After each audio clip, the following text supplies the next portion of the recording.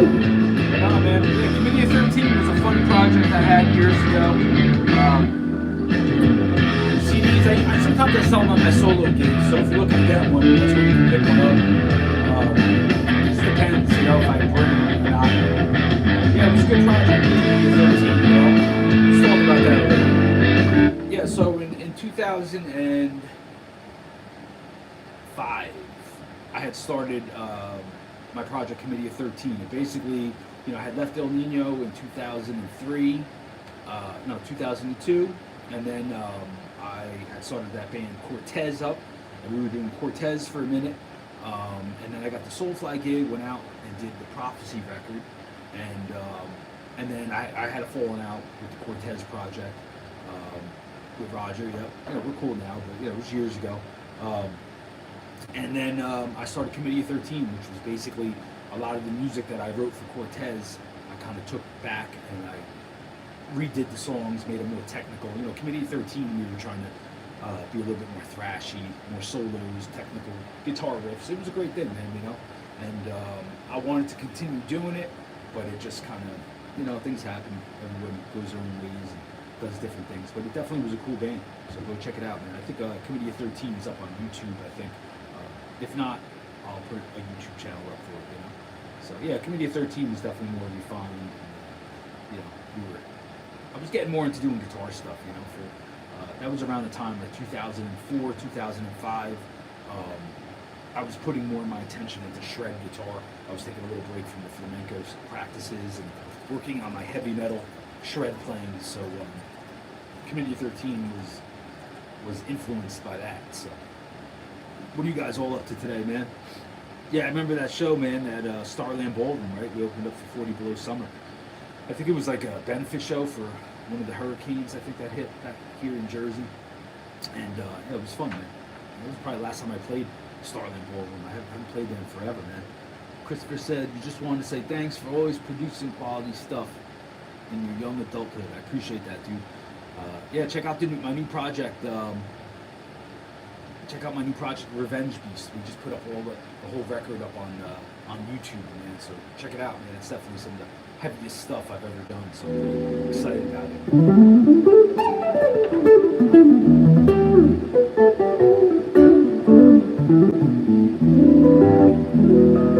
What else, guys? What's going on? Yeah, there was like 10 bands at that show.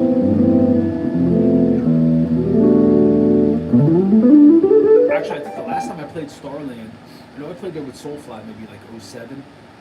But I also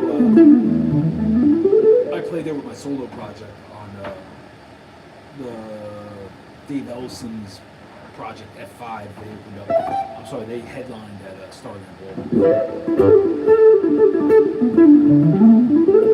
Yeah, E-Town always plays there, man. Oh yeah, they still do. They do their annual Thanksgiving show at Starland Ballroom. I gotta make it out to one of those shows. I always loved E-Town Concrete. These guys are legends back here in Jersey. So.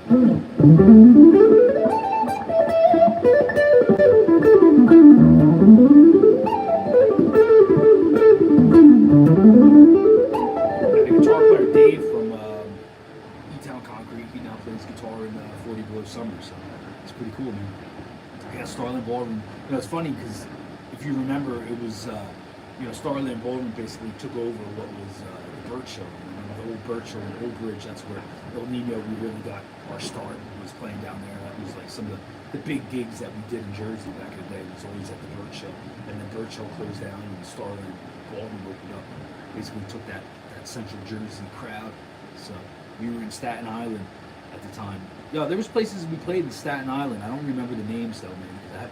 It's probably the last time I ever even visited Staten Island. I don't get out that way very often. I spent a lot of time in Bayonne though. I used to box at a club in Bayonne. But I don't think I played Staten Island since I think like 06. There was a little bar I used to play with my solo project, and I remember there was a big club there. I don't know if it was called the Rainbow Club or something like that, and it was in Staten Island. And I remember we played there with El Nino and Candiria back in the day. So. What was the name of that club? I don't know if you remember. I remember it was 40 Below Summer was obviously on the show because they always were with us. El Nino and Candiria, I think, headlined. It was a really cool spot. And I remember I saw It's like Deicide there in '96. I can't remember the name of the club. I want to say it was the Rainbow or something.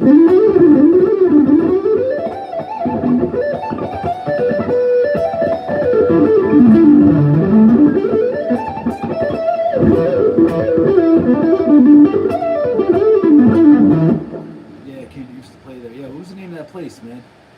I can't remember, man. Yeah, it was very close to Jersey. It was right over the bridge, I think, from Bayonne. And I saw a lot of shows there back in the day, but I can't remember the name of the freaking club, man. I'll have to Google it, look it up. And that's where all the Staten Island shows were. And I think that was like the only time I ever even been to Staten Island. I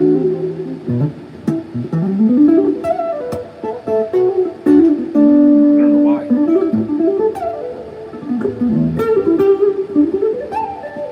Wasn't Disney Fist from Staten Island? Remember that band Disney Fist? They used to always be on all the El Nino shows back in the day at Birch Hill. I think they were from Staten Island, weren't they?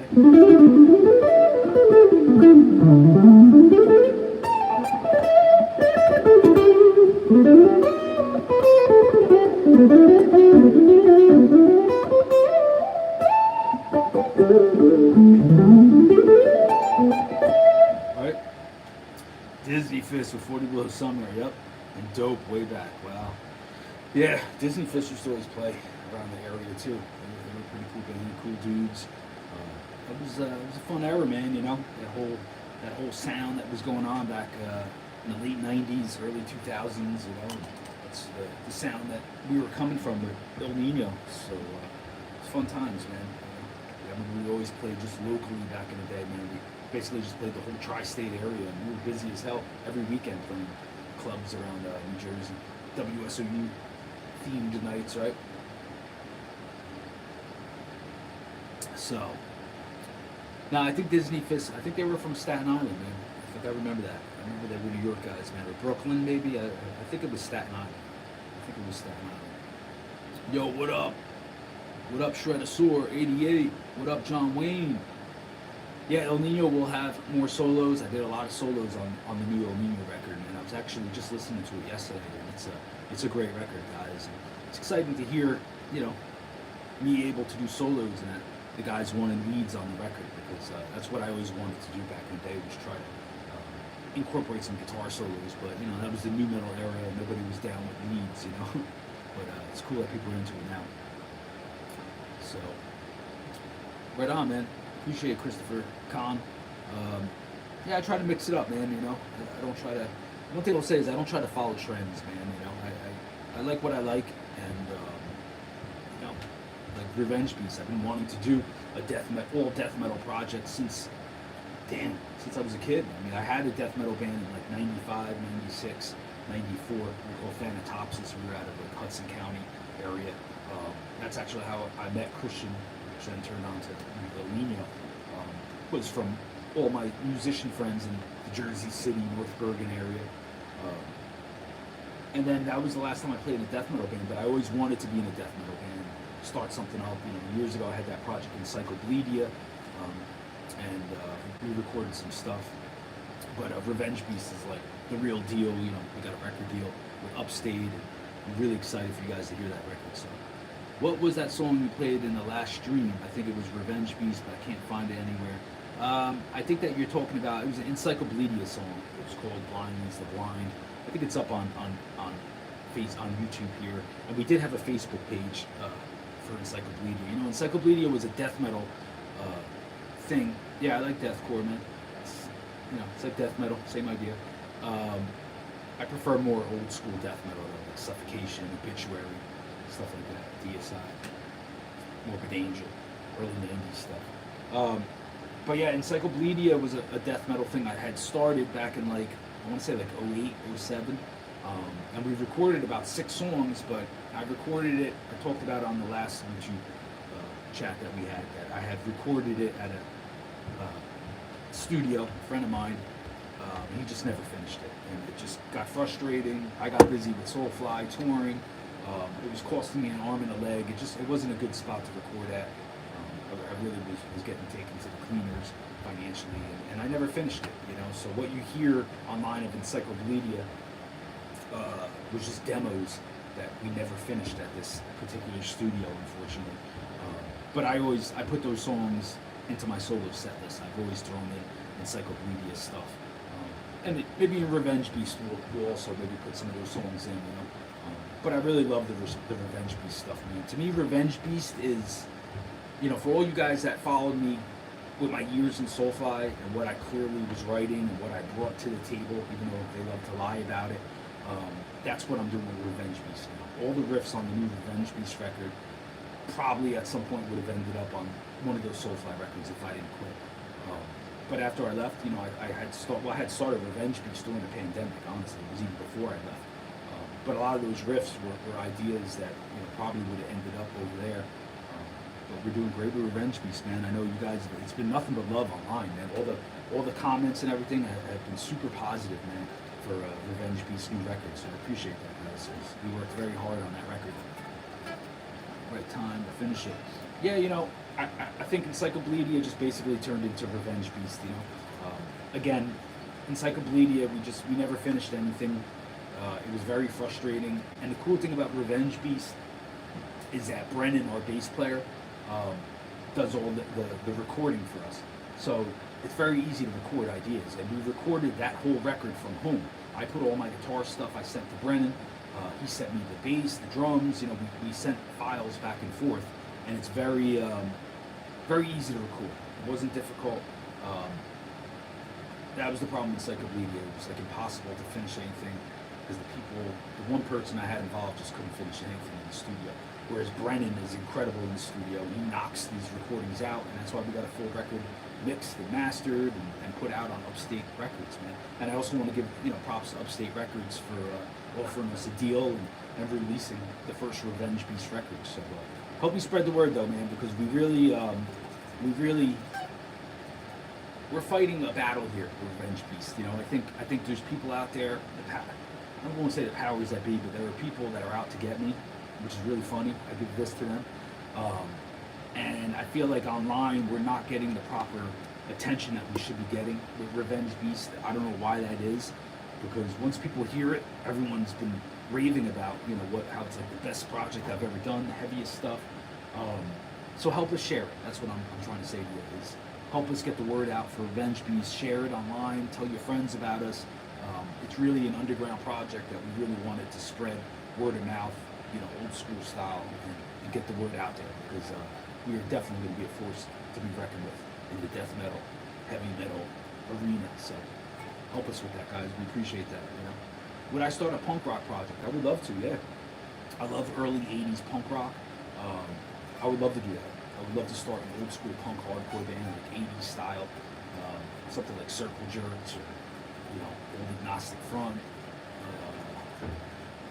Negative Approach. You know, just simple, powerful stuff. I love that. I love old school punk hardcore, man. I'm really, honestly, when it comes to hardcore, I love old school hardcore. That's really the kind of music that I grew up on, that really gets my blood pumped up. You know, like old Negative Approach, SSD Control, stuff like that, man. I love old school punk, man. Punk hardcore, I should say. So yeah, that's what's up. Yeah, SGs are the best, man. I do love Gibson SGs. As you know, I'm a Diamond. Here's my new signature Diamond, which I've been playing a lot too. This guitar my girlfriend bought for me, so I obviously have to show this attention and love also. But this is my new signature that I've been playing live and taking on the road with me. This SG never leaves the house. I only use this here at home for recording and for local gigs, you know. Otherwise, the Diamond is my main axe. So. Christopher Kahn said, my intro into metal was Fear Factory's Demanufacture and Deftones in the 90s, so my influences have never strayed too far from their sounds. Yeah, that's cool, man. It's a great style. Fear Factory, obviously, are incredible, and Deftones, too. So, am I a fan of melodic death metal? Yes, I am. I mean, Revenge Beast, we have a lot of melodic sections, you know, classical, kind of inspired, jazzy. You know, I'm a big fan of Death, obviously. Carcass, old Carcass, that was all melodic death metal, and Revenge Beast we're very influenced by early 90s death metal.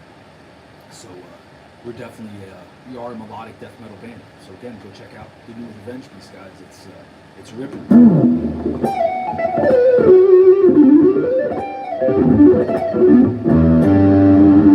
Have you played a Diamond Bird of Prey. I saw those the first time yesterday. It looks like ML on steroids. I don't know what that is, Shredosaur.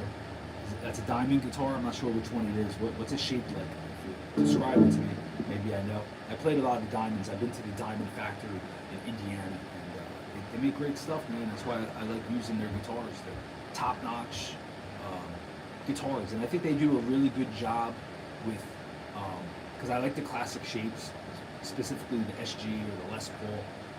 Gibson is, one of my favorite companies, obviously, and I like the way Diamond is influenced by Gibson, and they do like the Renegade here, my signature, but it's not exactly like an SG. They tweaked it, I think, just the right way, where it's close to an SG, but it's not a complete ripoff.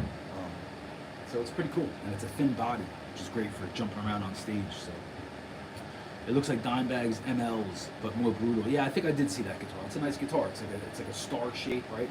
Those are great, man. Yeah, again, man, Diamond makes great stuff, man. They're a great company, family run. They're all family that works there. Good people. John Wayne wants to know, would you make another solo album? Yes, I got to get on it. I know. I love making those solo records, and I will be making one at some point soon, man. Here's the thing, man. It's so expensive to record, especially in my solo records, man, because I don't record my own stuff really. I can do certain things at home, like just tracks, but I can't do drums and stuff like that. And the solo records, is a lot that goes into my records. It's a lot of writing and rehearsal. It takes a long time to get that stuff super technical and tight. But I am going to do it. I am going to work on a new solo record real soon. Hopefully get it out for you guys before the year's over. So I'm due. I know I am. It's been about 10 years since I made Rotation, so it's time for another. Listen, man, if someone flipped the bill and paid for the studio time, I'd make a record a week, literally. When you get me in the studio, man, I never run out of ideas. Trust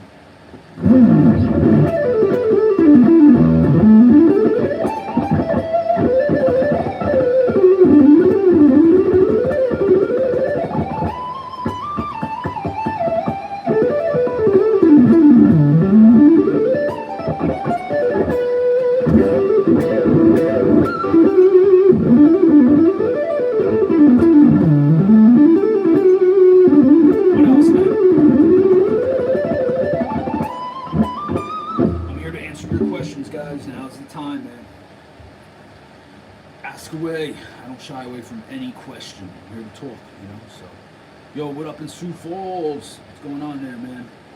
Love that place. Haven't been there in a bit. If you made a solo album today, would it be more on the death metal side, keeping the flamenco style, and mix up stuff? Curious for more recent influences. Yeah, I think my next solo record, I may even get some guest vocalists.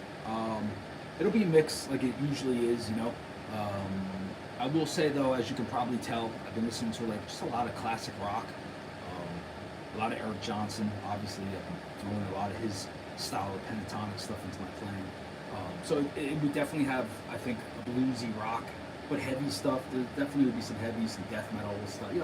With my solo records, it was always about mixing styles together: the flamenco with the metal, with the jazz, and I think I will continue doing that. Although this new solo record, I do want to get some vocals on it. I don't know exactly. It won't be death metal style singing. I would like to maybe get somebody. I got a good friend from Connecticut, my buddy Ray, who's an incredible singer, and I think I'm gonna have him sing on it. Because he's got a real awesome classic kind of Dio, Ozzy style voice. He plays in a Black Sabbath tribute band. So we would talk about him singing on the next record. So we'll see what's up. He's incredible. So we will see. He's an incredible singer. I would definitely want to do something along those vibes.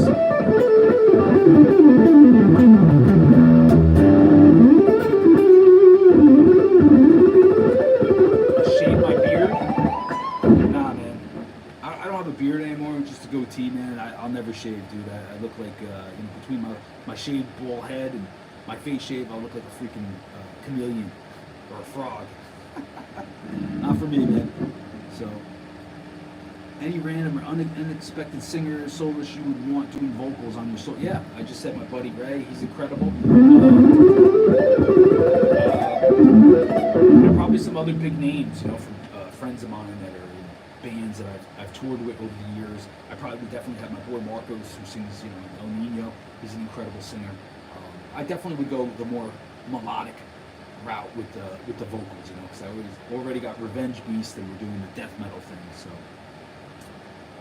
do I use medium-sized picks? Yeah, I just use these green ones, whatever those are. Dunlop, the .88 millimeters. I always love these picks, man, because you can find them all over the world, everywhere. So it's pretty cool.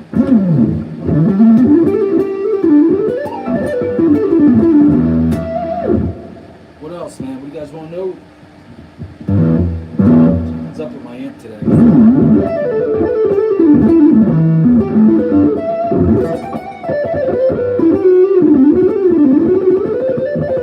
Did I ever tour with Hatebreed? Oh yeah, a bunch, man, a bunch. Love those guys, man. They're obviously one of my favorites. We toured with Hatebreed back in the day with El Nino. I mean, shit, we did gigs with Hatebreed going as far back as I think 99, 2000. I think was the first time that we ever played with Hatebreed, when it was like all the original members. They had Boulder on guitar, the original other guitar player, the original drummer, and it was always like when we were called El Nino, we had Jorge from Marauder singing, so we were doing a lot more hardcore shows back then. And that was the first time I really played with Hatebreed. It was in Jersey somewhere. We did some gigs. And then, of course, I always ran into, Hatebreed in Europe on all the big festivals, man. We always were playing with Hatebreed over the years. You can not run into Hatebreed on the road. It's impossible.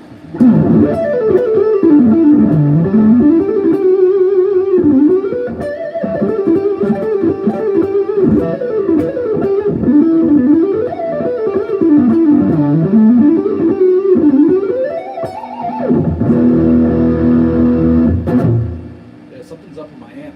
I apologize, guys. I don't know what's up with this thing today. I'm not getting my normal tone. It happens, Why did you stop wearing the backpack? Well, you're wrong. I stopped wearing it like in '04 because I just got sick of everyone talking about the stupid backpack. It was never a big deal for me. I just used to play with a backpack, and it became this thing that everybody was talking about. So I got sick of it, and I stopped wearing it in 2004, and I swore I would never wear it again, But then when I rejoined El Nino, all the fans online were like, hey, is he going to wear the backpack? Is he going to wear the backpack? And then I wasn't going to do it, but then the new guys in the band, specifically Marcos and Miggy and Sal, they basically were like, come on, man, you got to wear the book bag. They're old school El Nino fans, those guys, and they saw us back in the day. They basically asked me, come on, man, please, for us, wear the book bag. So I'm wearing the book bag for those guys, man. It's not really something I wanted to do again because, honestly, it's not a big deal to me. And I got tired of everyone asking me what's in the book bag. But I did it for those guys. And I do it for El Nino, for the nostalgia of it. But I don't do it at my solo gigs. I'm not going to wear a book bag at a Revenge Beast show. It's just something that I'll do for El Nino, and that's it. So that's what's up. And I sell them at the shows too, so after the show, come find me. I got my own signature book bags that are pretty cool. So yeah, I did dig myself in with that book bag thing, huh? Although I did see some new hardcore band I just discovered. The dude's rocking the book bag too, so maybe he'll run with it, and I'll stop getting asked questions about the book bag, and they can put all their attention on him wearing the book bag. So there's nothing in the book bag, man. Nothing in it.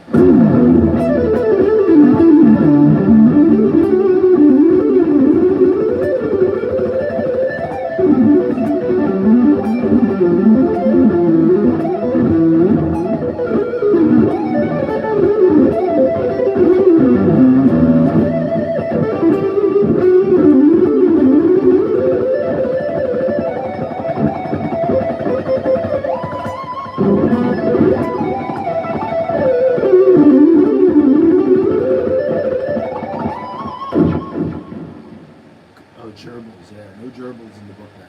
That's a fact. So, yeah. And the new El Nino record is finished. I have an advanced copy of it. It's freaking amazing. It's some of the best stuff we've ever done. So that will be out soon too. So look out for the new El Nino. But right now, the new Revenge Beast is out. It's on YouTube. It's on Spotify. All the whatever you use. I'm old school. I still listen to CDs and cassettes, believe it or not. But check it out. It's some of the heaviest stuff I've ever done, man. So please check it out. like I said, we've been getting a lot of great comments for Revenge Beast, man. It's just a brutal death metal record. So,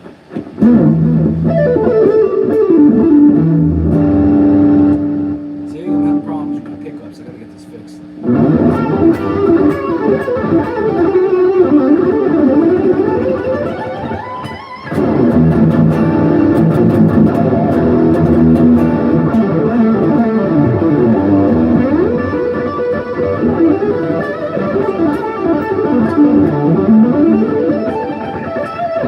Have you ever heard of Living Sacrifice? Yeah, isn't that like a Christian metal band or Christian hardcore band? I think I heard of those guys before, man, but I don't really know any of their music, man. I'll have to check it out.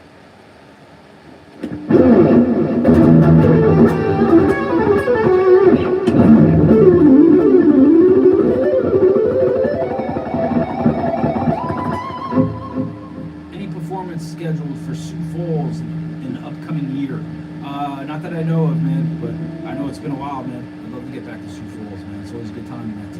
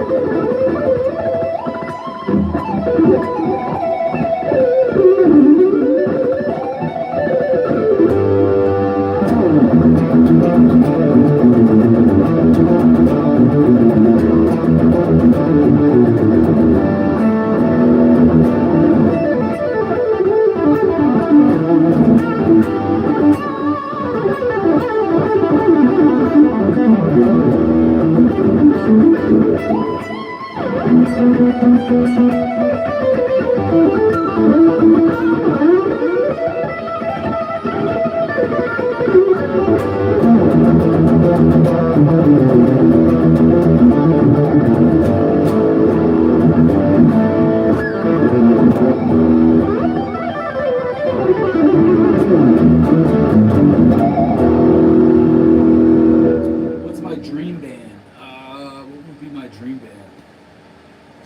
Like, my favorite musicians to jam with? Alright, I would say, like, off the top of my head, Geddy Lee on bass. I love Rush. I love Geddy Lee on bass. Neil Peart on drums. And vocals, Bonnie James Dio. Dio is my favorite singer of all time, like Bruce Dickinson. I like that style of vocals. I like the old power metal. Yeah. So yeah, there you go.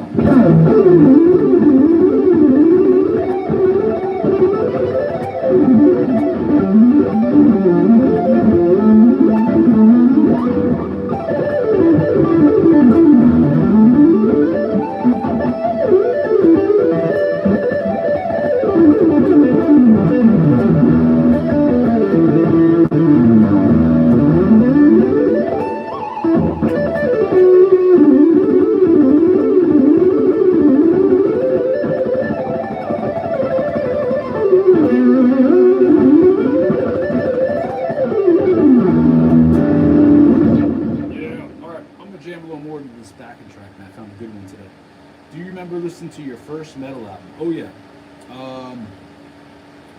First like real metal record I'm gonna say was probably Ollie Crew's Shout at the Devil. And that record always stuck with me, man. I still love it. That's why for Revenge Beast we covered the song Bastard. Because I always loved that record. I mean, it's a heavy, heavy record. If you really listen to it and get past what they look like and the makeup and everything, like, oh, there's some heavy riffs. It's got Mick Mars' like best solos on it. Tommy Lee's on fire. Vince Neil's vocals are heavy. I love that record still to this day, man. So that's why when it was time to pick a cover, Upstate Records were like, yo, we want you to do a cover for one of the songs from Revenge Beast, and we went with Bastard because I always thought it was a heavy riff and great song. So check it out. We got a video for it too, man, for Revenge Beast. So.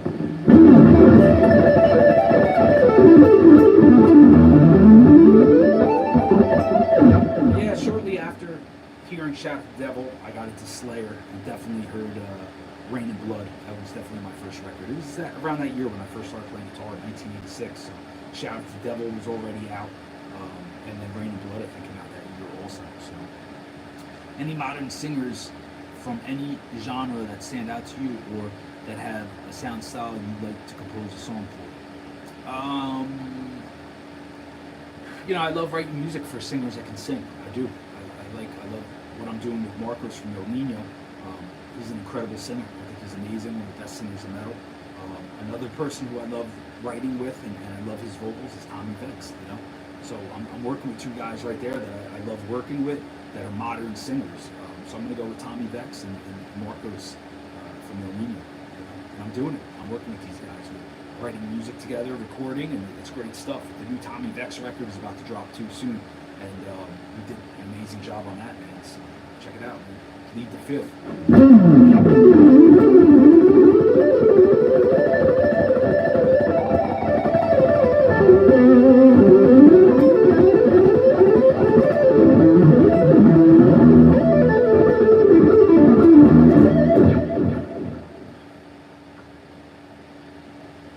Oh yeah.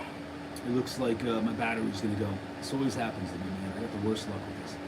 Did El Nino have a DJ? Yeah, you know what, man? We had a kid that I think he wasn't he was in the studio when we were recording the first record. There's like some DJ scratching. Honestly, I'm not really into it, but he was a cool kid. And I think he did join El Nino after I had quit.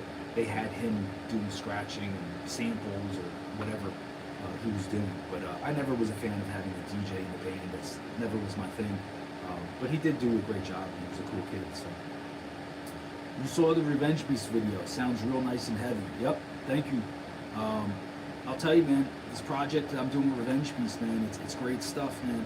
And for all you guys that were like upset of me leaving Soulfly and everything that went down, check out Revenge Beast. I promise you, you won't be let down. It's got some of the heaviest riffs. The sound that you know me for, that I brought to Soulfly, you're gonna now hear it in Revenge Beast. And we put a lot of time into our songwriting. You know, it's not just like those records that I did back in the day with Soulfly, where it's like, all right, here we go, 2 weeks to record it, boom, done. You know, no thought put into it. Like we put a lot of thought into Revenge Beast, especially Jay, our singer, Jay Decay. His lyrics are freaking awesome. Like, I'm not into lyrics, but he writes really, really interesting topics and lyrical content. So take the time to read his lyrics when you pick up the CD. And I appreciate that. You know, I like when a singer goes in there and writes lyrics and takes time and you can read them with the music compared to just saying the same thing over and over and over. It's boring, man. So Jay killed it, man. He knocked it out of the park. So that's what's up. All right, I'm gonna jam a little bit and then I gotta get out of here, guys. So whatever last questions and things you want to talk about, feel free to ask.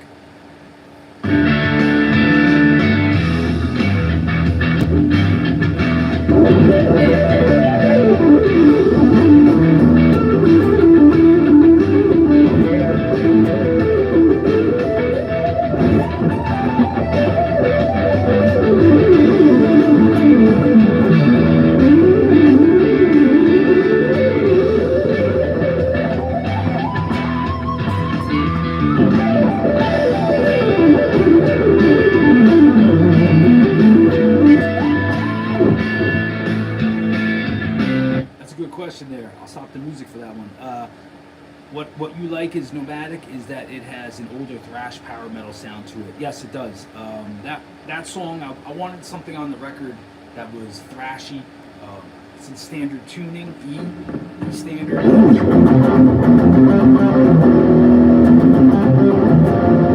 So it is thrashy, melodic. And I wanted something like that on the record because I love thrash. You know, my favorite style of music is old school thrash. One of my favorite bands ever is Overkill. And I wanted something on the record that was in standard E, that was thrashy, a lot of palm muting, because a lot of the record is more 7-string B tuning stuff, which I love too. So yeah, that song Nomadic was definitely on the thrash metal tip. That was what we were going for. So, and we'll do more of that, man. You know, I love thrash, man. I love death metal and I love thrash, and you know, that's what Revenge Beast is about, mixing thrash with death metal, and we're definitely gonna do more of that. So yeah, Power Trip is great, man. I like Power Trip a lot. They're a really good band. You know who I love that I think is one of the best thrash revival band of all time right now is Havoc. I toured with those guys back in the day, and Havoc are some of the coolest dudes and excellent guitar players. You know, Reese is an incredible shredder, man. Dave is an incredible shredder. They're just a great band. Pete's an incredible drummer. So if you haven't heard Havoc, you really got to go check them out, man. I think they're the best when it comes to the thrash. the new school thrash metal bands.